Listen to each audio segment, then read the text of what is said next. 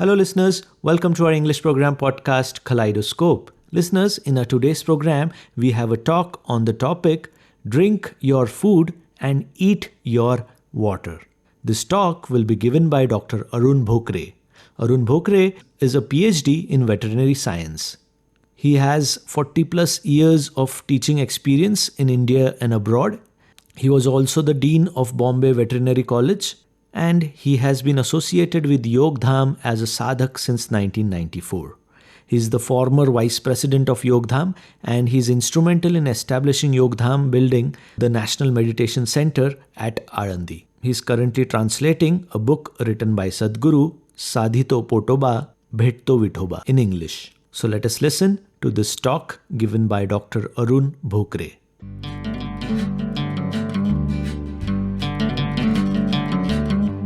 Myself, Dr. Bhokre. We are talking about a novel subject, that is drink food and eat water. And you will be surprised to hear this subject. What is this? Is it possible to drink food and eat water? But with full affirmation, I say it is possible. We are doing at Yogdham Institute at Alandi, and hundreds of our sadhakas or our devotees, they are doing this, experiencing very good results, and our great gurus have proved this method from last century. Now, what is this subject about drinking food and eating water?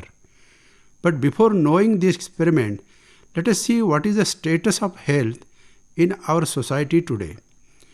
In today's fast-paced life, individuals often face stress and are susceptible to various ailments such as obesity, gastric issues, acidity, diabetes, high blood pressure, and cardiovascular diseases.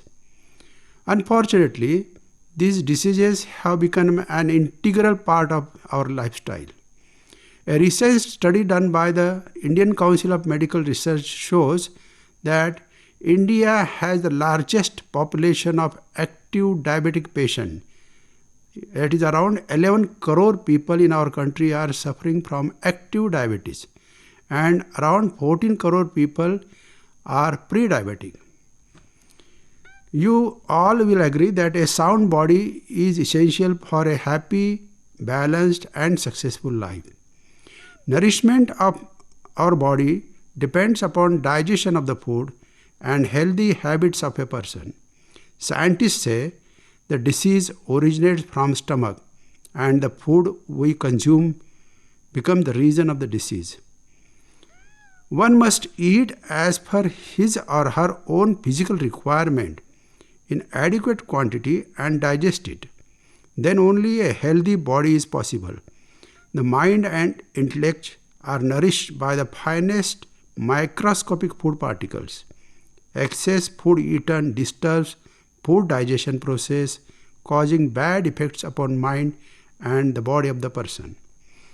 The ancient proverb states that the way you eat food thus becomes the mind. However, people have misunderstood its true meaning. Many believe that consuming nutritious and large quantity of food and filling the stomach to its fullest capacity will provide strength and power. But this is not true. If individuals adhere to the fundamental and golden rule of dietary discipline, they can diligently manage their busy everyday routines and certainly lead a healthy and ailment-free life. Now, what is dietary discipline? The foundation of a healthy life rests upon maintaining control over one's diet. In today's era, the younger generation is heavily inclined towards fast food or street food and online food deliveries. In Pune, you will find food chaupatis everywhere.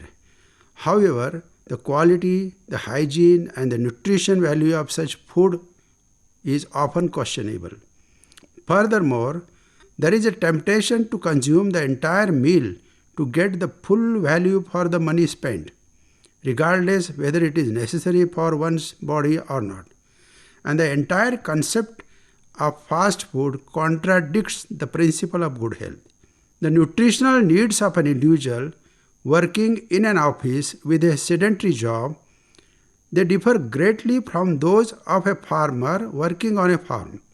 Similarly, the dietary requirements of a young person cannot be compared to those of an elderly person above the age of 60 years. Additionally, the digestive capacity varies from person to person, as does the nutritional value needed based on individuals' requirements.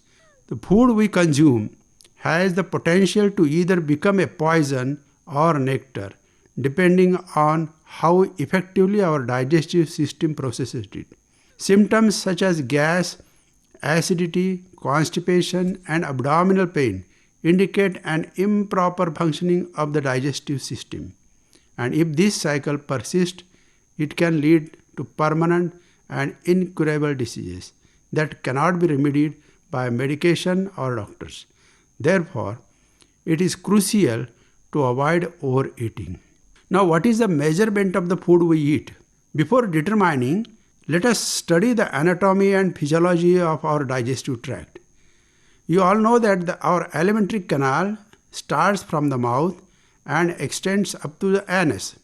It's a hollow tract that is about 30 feet in length, and this digestive canal consists of various parts, including the mouth, tongue, teeth, salivary glands, pharynx, throat, esophagus, stomach, small intestine, large intestine, appendix, liver, pancreas, gallbladder, rectum, and finally anus.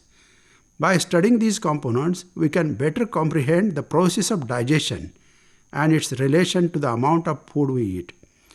When food enters the oral cavity, the process of digestion begins. The teeth and tongue play a crucial role in masticating the food. The teeth grind the food into a mixture, while the tongue, which houses thousands of taste buds, helps to identify the various tastes such as spicy, sweet, sour, bitter, pungent, and astringent. During the mastication process, the salivary glands are activated and secrete saliva into the oral cavity. These glands, located below the tongue and mandible, they produce saliva that consists of water, minerals, ptyalin, this is an enzyme, mucus, protein, lysozyme, and proteolytic enzymes.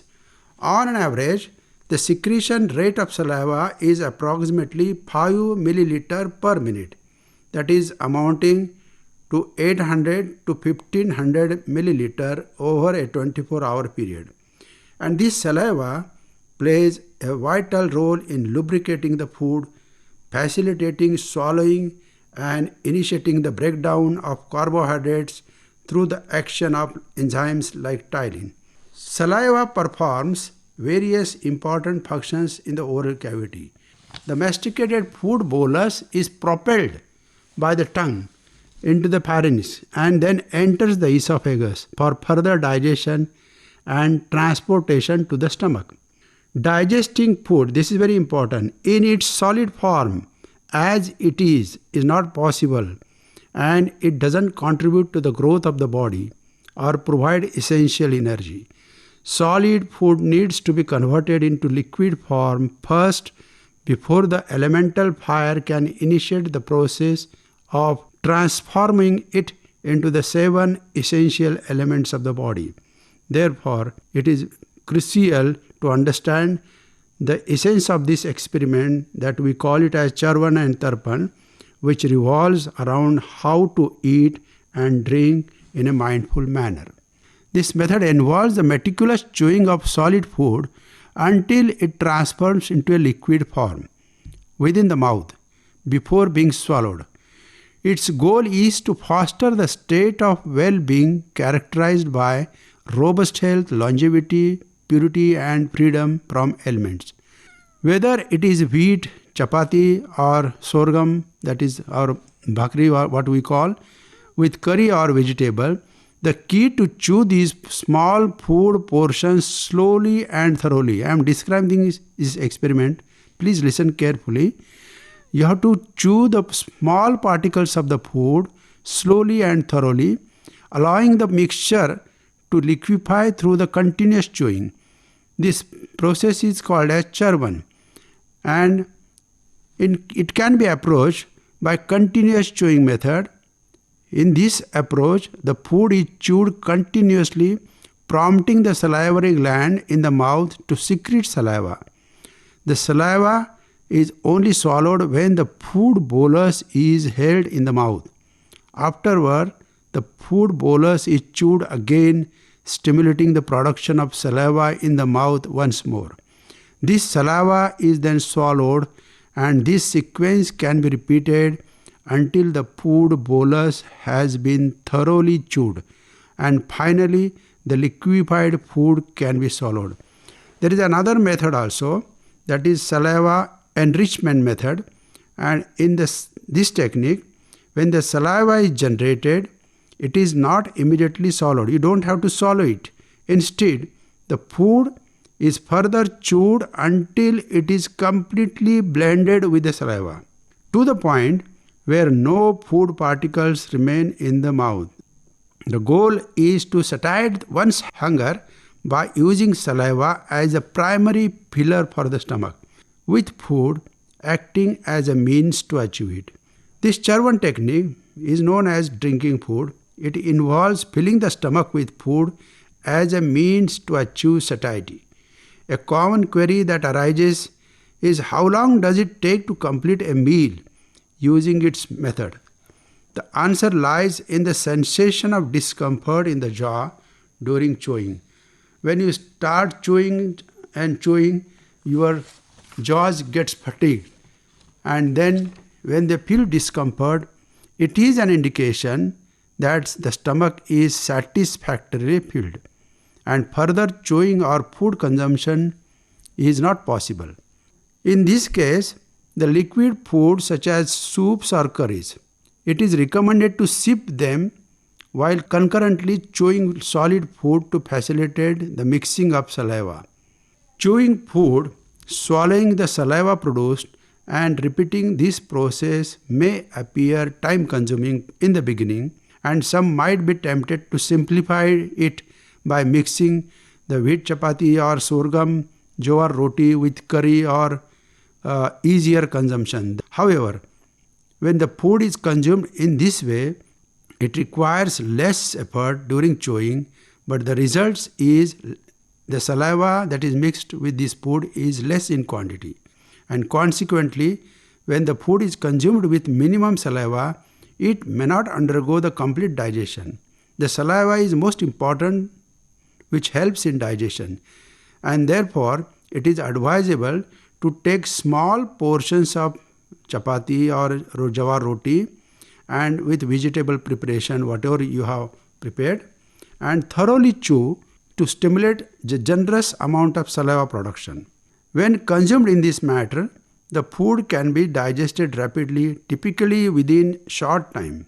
It is very essential to maintain a healthy body, and it is also important the well-being of 4 essential organs: brain, heart, liver and kidneys. These vital organs should not be overwhelmed by the excessive demands related to food digestion. You have to strike a harmonious balance among these 4 organs that is of paramount importance for our health, and they are intricately interconnected. Any disruption in the proper functioning of one organ can have a detrimental effects on the performance of the other 3. It is also imperative to avoid subjecting this organ to undue stress and strain due to the process of digestion. When the 4 organs which I mentioned, they begin to malfunction, it can result in the development of severe and potentially life-threatening diseases. Now, let us delve into the duration required for chewing a food bolus to effectively transform solid food into liquid state through the action of saliva. When enjoying a meal of curry, that is dry vegetable preparation, with bread or chapati, it is advisable to engage in a minimum of 80 to 90 chewing cycles. Remember, 80 to 90 chewing cycles. This thorough chewing process is essential to convert the food into liquid form, which is subsequently transmuted into what is called as rasa from the Ayurvedic point of view. And this rasa or rasadhatu, it sequentially it metamorphoses into the rakta dhatu, rakta followed is by mouse, med, asti, majja, shukra, and lastly culminating into the ojas. And this ojas can be readily transmuted to the tejas, which signifies the vital life force within the body. Now, some may argue that dedicating too much time of eating isn't feasible. And to address this concern, it is worth noting that the method of Charvan and Tarpan can be efficiently accomplished in just 30 minutes. In this approach, one has to chew food swiftly in the mouth, that is, you have to accelerate the chewing cycles in the fourth gear. Now let us explore the technique of this drinking water or eating water, which is known as Tarpan, which is also equally important alongside the Charvan method, that is drinking of the food. When we are thirsty, you have observed that we tend to drink water very hastily. Many people just directly pour cold water from a glass into their mouths and just gulp it down. Now this method doesn't allow saliva to mix with the water and it hinders the proper digestion. In the Tarpan technique, you take a small quantity of water into your mouth, swish and swirl it around for a few seconds, and as you do this, the water becomes slightly warm. It comes to your body temperature and the saliva also thoroughly mixes with it. And after this, only you should drink the water. From the scientific standpoint, digesting water is more challenging than digesting food, remember. And digesting apan vayu, that is the air, is also more challenging than the water. If you consume water without Tarpan method, it takes approximately 3 hours to digest. Remember, it takes 3 hours.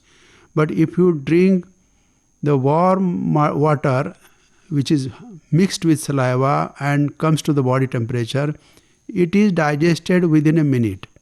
And this approach helps for more efficient water digestion and overall health. So consuming food in excess quantity, failing to chew it properly, and indulging in heavy and fatty meals can lead to consistent water consumption, and which can affect on the kidneys.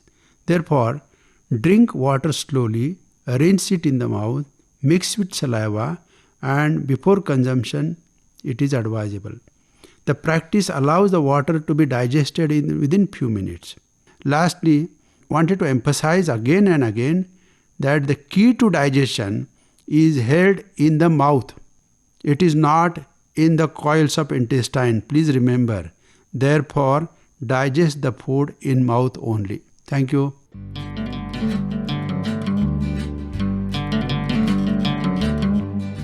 So listeners, that was a talk on the topic, drink your food and eat your water.